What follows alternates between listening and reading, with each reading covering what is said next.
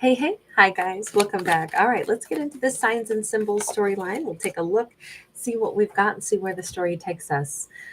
We go to New York or Washington. This is the SS Washington, but obviously we've got this life preserver.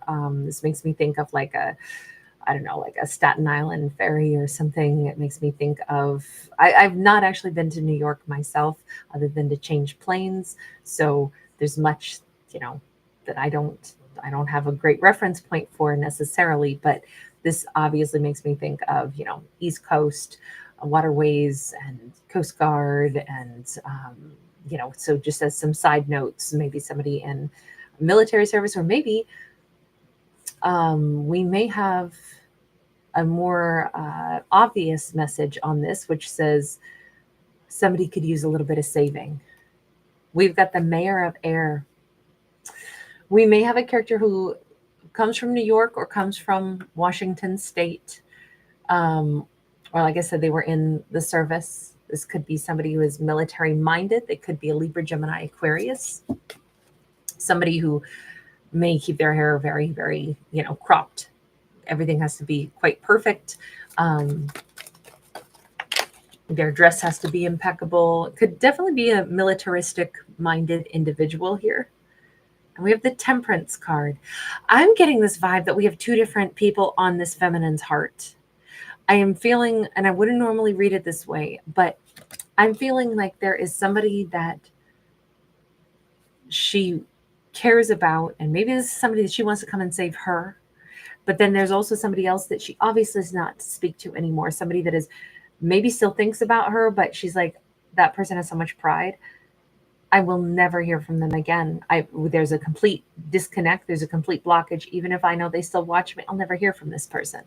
But I want this other one to come and rescue me. There's something about like powerful emotions. She could be a Sagittarius, but if I know it's hard to see in this lighting, but she's actually two different colors, right? Like monochrome and then this warm, like kind of, I don't know, it almost looks like she's like film that has been overexposed on one half, like damaged film. Um, she wears this pearl necklace like she looks for wisdom, but she seems to have, I'm going to say, two different individuals on her mind.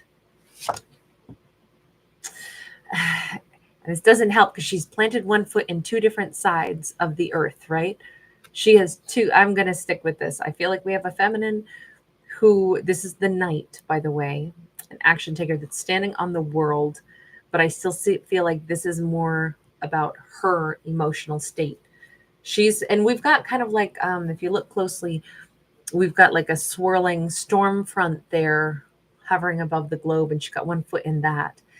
I feel like she needs to make a decision about who she actually wants, because she's living in limbo land and it's keeping her emotions churned because she's the knight in this case. She can't decide who she wants. What are your somebody could be wearing like one of those little jumpers, those little jumpsuits, it's belted with a heavy belt at the waist. What are your vibes here on this Mayor of Air, the King of Swords? She sees him as a King of Wands. Once upon a time, anyway, this was dynamite. They were nuts about her. She knows that they're fiery, they're passionate. There's somebody that I think she had sparks with at one point in time. Okay, what about, I'll just say New York. Let's just call this other person her New York.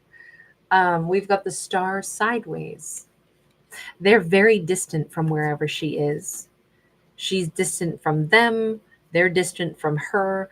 This feels, stars are kind of cold and aloof. That song by the band Fun that's called Stars. I'm always holding on to stars. I am fading in the dark, and no one here is going to save us. Which is interesting that song comes to mind because obviously we have the lifesaver at the beginning. So I'm going to say she definitely, I don't know if this is somebody who she wants him to save her, but maybe they need some saving too. Like there's a loneliness, there's a drowning kind of energy here. Look, I'm voting for this one right over here. Like I hope she goes New York route. There could be they could be an Aquarius, or they could be, I don't know, maybe they're famous, or we're just going to say remote, okay? Maybe famous, but we don't really have enough to back that up. Four of Pentacles, but they are really holding back. If she's had any interaction with them at all, it's been so little. So little, and it has not been emotionally satisfying or anything like that. So basically we have her emotions are split in half, where she wants to, or has emotions, or have confusion, we'll say, about two different, perhaps masculines. One which is kind of cold and remote, the other one which is she's not talking to at all. And there's some intensity here, even though she sees him as two different kinds of kings. So I think she had a relationship with this one, and it's been completely severed. But once upon a time, there was great passion here. So let me ask you this, because this is the story of the feminine who has two different masculines on her mind. And please remember, it doesn't matter what genders we're talking about. It could be this could be all same sex, reverse gender roles, doesn't matter. But why are you confused about these two? We have the waxing moon. She is typically somebody who's incredibly loyal-hearted, but what do you do when neither person's in your life? Now, I already said I vote for her to go toward the person who she hasn't really yet had a connection with, but maybe she should not deal with either of them. Maybe she should look at, why am I going for unavailable connections? Why is that what I want? Why am I in this, like, half of me wants them, half of me wants the other person, but I'm not getting anything from either one. So why do I want either one? Why am I trying to be loyal to one or the other while being with neither of them? It's just that star is really, really big, but the moon always asks us to look at what's hidden. Okay, so what's hidden for you, feminine? Virgo energy. Is she choosing people that are unavailable so she can stay alone? That Virgo energy, I'm not saying it's the Hermit card, it's just straight up Virgo energy. But maybe she's either still thinking she's not good enough to be with somebody, so she keeps going for situations that will not yield real results. Or she is, there's some element here where she goes for situations where maybe people that she thinks she can fix. I mean, maybe that's a little bit of it, because Virgos do like to be helpers. We've got the Nine of Swords sideways, and we've got the New Deal in the reverse. The thing is, she's upright. And I'm saying, what is the thing that's hidden from her? What is the thing that's making her unable to choose between two people, even though technically she doesn't have a choice between two because she's not connected to either one? But maybe her energy is keeping both of them from coming in because she's being indecisive. This says she's afraid to give up on either one, to let either one of these ideas fade out of her mind. Therefore, she can't have either. She has to make a choice. I believe this is just the universe saying, you have to make a choice. This is up to you. You have to be all in with one or the other. And she's afraid to stop thinking about one or the other. So she lives in this indecisive land, which means she's blocking her own manifestation. In this storyline, we're going to go down that sci-fi assumption that she completely and utterly can create whatever reality she wants. But if she stands between two worlds, she will not be able to have either. And she will prolong this space of, I have no one in my life because I kind of want them both. And the universe is like, just know, because you're afraid to let go of one or the other, you can then have neither. So she's cheating herself out of absolutely everything right now, is what this kind of says. Not kind of, this is what it says. Okay, kind of an interesting storyline on this one. She, some symbols for her, she could go by a graveyard. She may see a tombstone, a headstone, either in real life, she may drive by one, or she may actually see, I'm picturing like little tiny, like toys or something, like, or maybe cake decorations, I've seen cakes that are, joke cakes for, certain ages, oh, you're over the hill now, that kind of thing. That could be something here. We have the moon again, but this time full moon, and it's all about her heart. I really feel like she has to ask herself, what do I want? And she hasn't gone into her heart yet and asked that really important question. Okay, can we do that with her? What does your heart really want? Feminine, who does your heart really want? The wild unknown. Well, then I would say that that is him. That is the unknown. That is New York. She actually wants him. She wants to go through a doorway with somebody she's not met yet, someone she's not connected to yet, someone that she hasn't built something with yet. Deep in her heart, that's actually what I think she wants. So why is there still an attachment to the silent King of Swords that you're so detached from? Is it just because once upon a time they were a lover? Is it because there's something unfinished? What is your attachment to them? Soldier of Air and music. This Soldier of Air, we have like a World War One, old-fashioned gas masks on. This is a situation where it got started really, really fast. It was very impulsive, but there was never a real, like, things got toxic really fast. But because there was also this allure of, yes, but there was something sweet and wonderful. We had harmony in some little respects, but then we couldn't talk at all. I feel like her attachment to them is that, but there was some beautiful music that we shared, but everything else was just impulsive and was very toxic.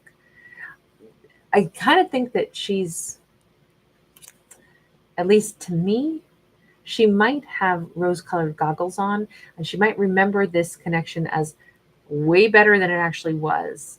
Obviously, she shared some kind of passion with this person, but when it comes to any kind of meeting of the minds, that wasn't there. And in fact, they sucked together in a lot of ways. They were very toxic, rushing into something, not being able to communicate, and then there's a toxicity on that card for sure with the gas masks.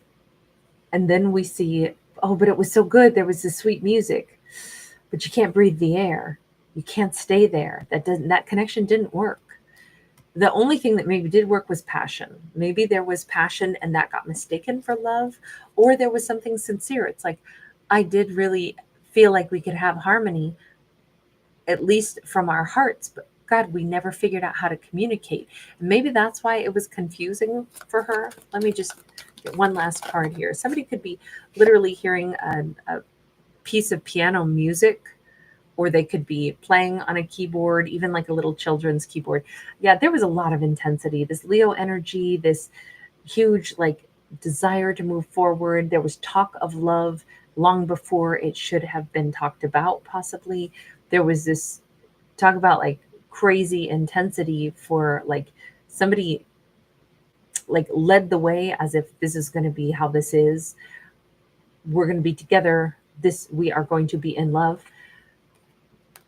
But I don't know that any of it was actually based in genuine reality, or if it was like, this feels like a very imperious person. And maybe she was too. And maybe that high of like being with somebody who was so forceful and like, we're going to be doing this. We're going to be in this loving connection. This is going to be perfect. We're instantly going to talk about marriage. This feels like it was a wild, like we barely meet and then we're talking about forever, like within 24 hours. And it was like, it kind of feels unrealistic to me, to be honest. The Sphinx. The thing is, she got caught up in the mystery, the alluring mystery of what's underneath the pyramids. How do we find out? And there's billions of different, ideas, and there's all kinds of fake discoveries and lots of things that are not true, and other things that are still unknown. It's easy to get hooked on the mystery of, but I don't understand why was there so much intensity if it wasn't something it was meant to be. But this makes me think, but you guys didn't really talk about the right things. There was this proclamation that we are going to be in love. This is how it shall be, after barely meeting each other, because this is way too swift. And that maybe that should have been the red flag that this was going to be toxic. But admittedly, there were very sweet moments. But I think she got caught up in the allure of the mystery of what is this? Why did I meet them? What lesson was I supposed to learn? I know it didn't work out with them, but it's really hard to let them go because, hey, there must be more to this buried under the sand. They're the mystery I still have to solve. I think that's what she was like captured by, was the mystery, which is ironic because keep in mind this other, the person she has the least amount of connection to, really no connection to, they're the bigger mystery, right? They're the person she hasn't yet had opportunity to build with, and deep in her heart, she does like mystery though, right? Because it says the wild unknown.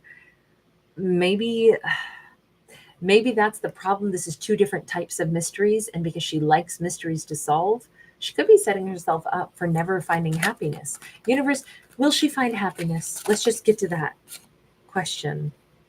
Will she find happiness? We have a 5 of Pentacles sideways.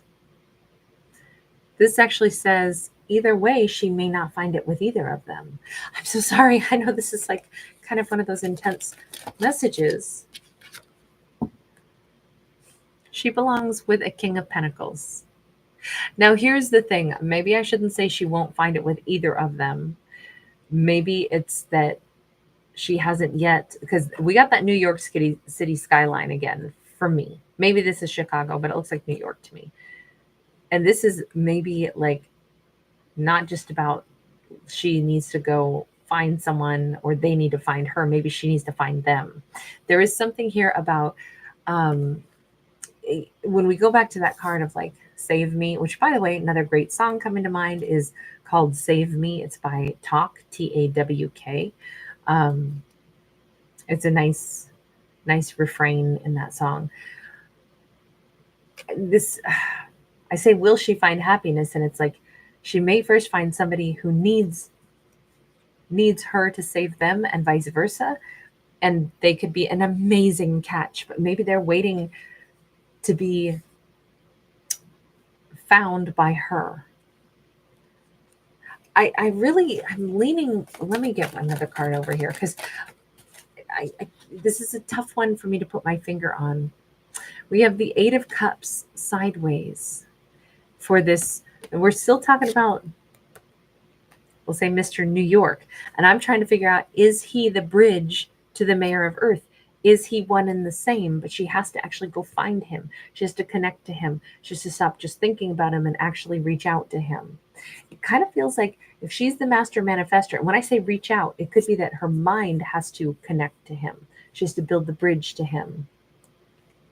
He seems to be kind of aloof, kind of out there on his own, remote like a star. Now we got that 8 of Cups that's sideways. We got the 5 of Pentacles that's sideways. He seems to be out there. He's got a lot to offer, but it's like he hasn't been asked in by her yet.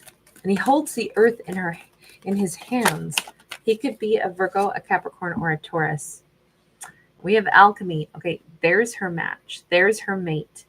There's the one I think she belongs with him, which is what I thought at the very beginning, which is just bizarre only because she had like zero connection to him.